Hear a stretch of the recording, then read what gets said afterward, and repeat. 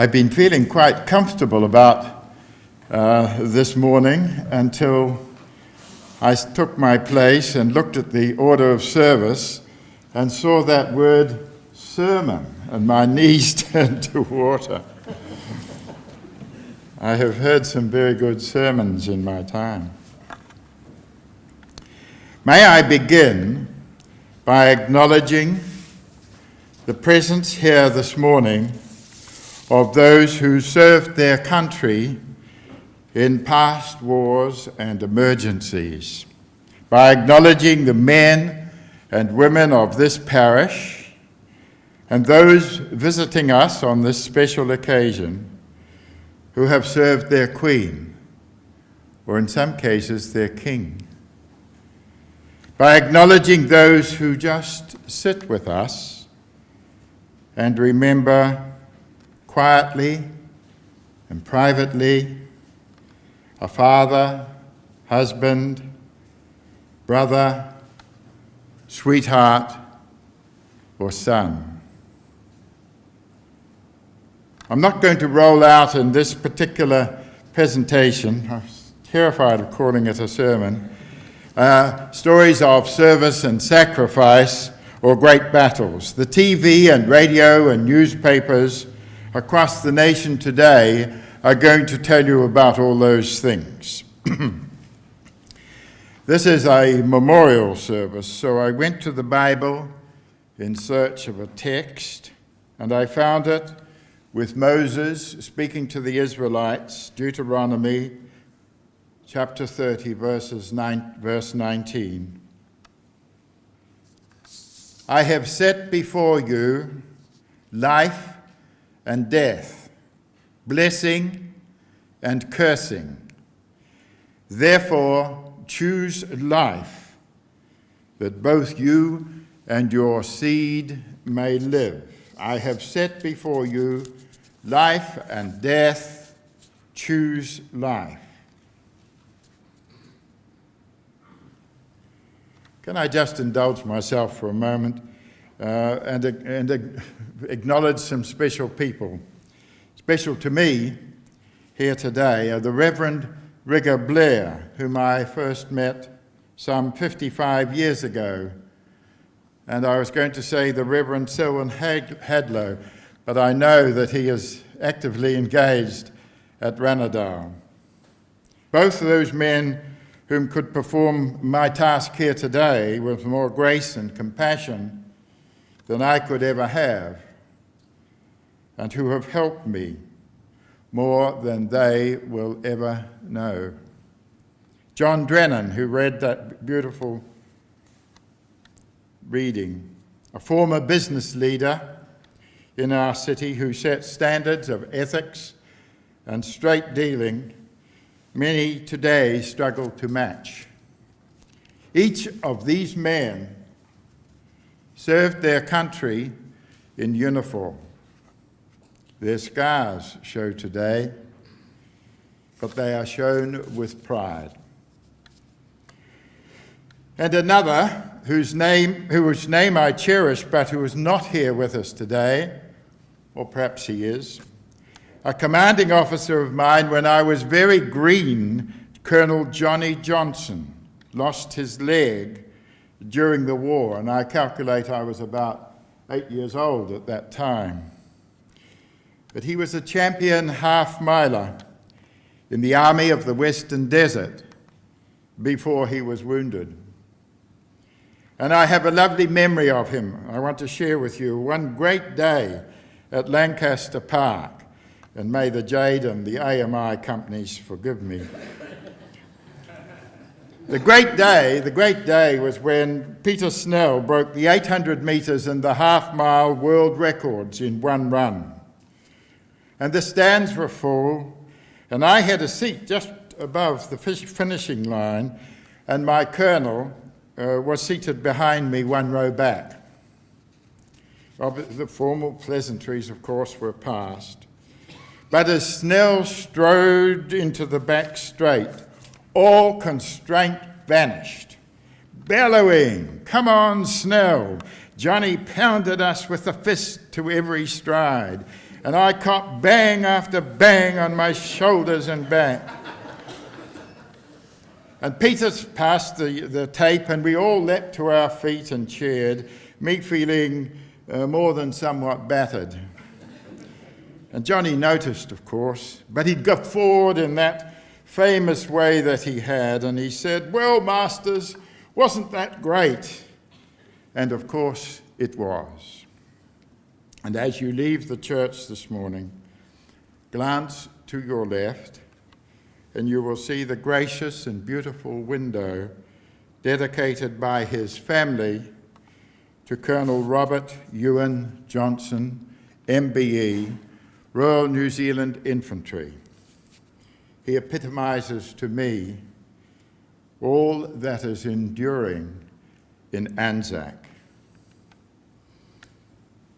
So let us talk of remembrance for a moment, remembrance with a capital R, and the ANZAC tradition. And I'm going to change the pace of this address. It is getting to be a tradition, isn't it? Almost a celebration of past deeds, an event, a ritual, dare I say it, a production, even perhaps a routine. Commercial concerns rant against the law that keeps their shops shut for just a few hours, while trade unions fight for their members to have a break from 7 days shopping. TV announcers and members of Parliament, weeks ahead of the day, wear a poppy. Winston Peters represents us today at Gallipoli, and Margaret Wilson represents us today at Prague. We hear commentators surmising that Anzac Day is becoming more of a New Zealand national day than Waitangi Day, with its politics and its tensions. Schools teach the Anzac tradition, Gallipoli, Passchendaele, Somme, some even Vietnam. As I once learned the War of the Roses in my history lessons.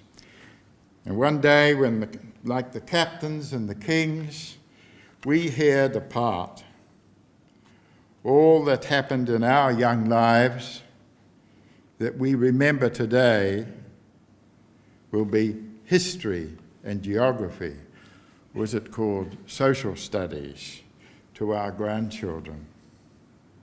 That phrase of empire, the supreme sacrifice, has become as much a cliche as a game of two halves. And the Reverend Dr. Geoffrey Howarth, standing right here 2 Sundays ago, used the provocative expression, the patina of remembrance. I'm going to change the pace again. You see, I believe that underneath all that stuff, the concept of a pause in our lives for a few hours on one day of the year to remember the sacrifices of our forebears is a concept that has not weakened or died. Anzac Day is so much more than parades and speeches and medals, and so much less than all that commercial hype I was talking about. It is good to remember. And this morning, when we are led in prayer, that will happen. I have set before you life and death. Choose life. And to use the words of John McCrae, who in 1915 wrote the poem In Flanders Fields, we are indeed blessed. He wrote, we live, feel dawn, see the sunsets glow, we love and are loved.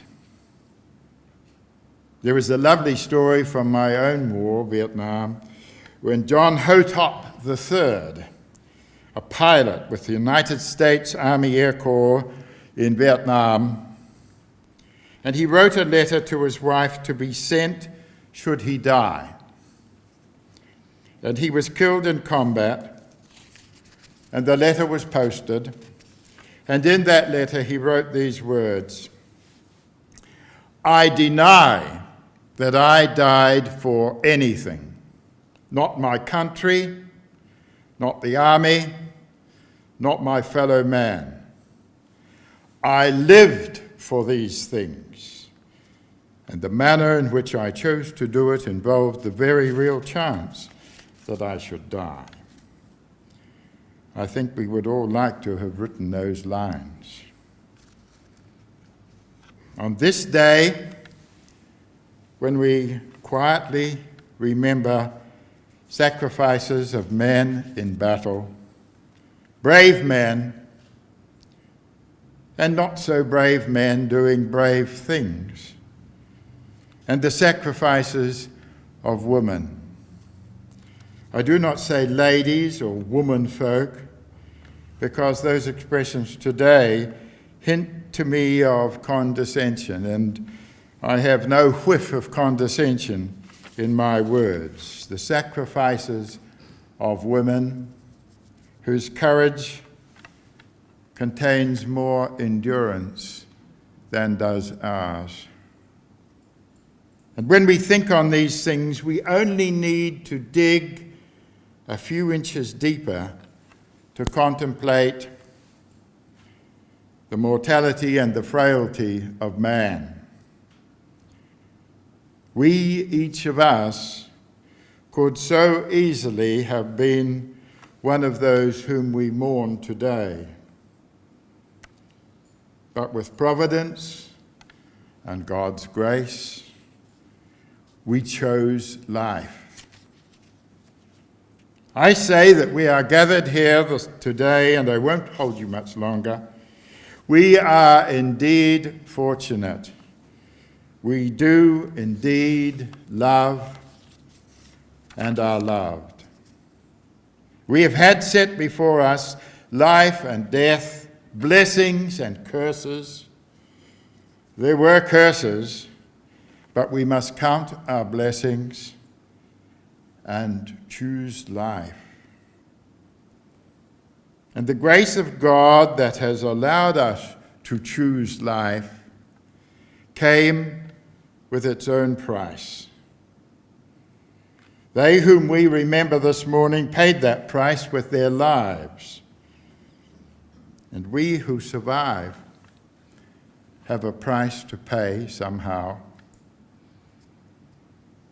I think it is simply to renew and refresh our relationship with our God and to continue to serve our society in which we are blessed and which we enjoy.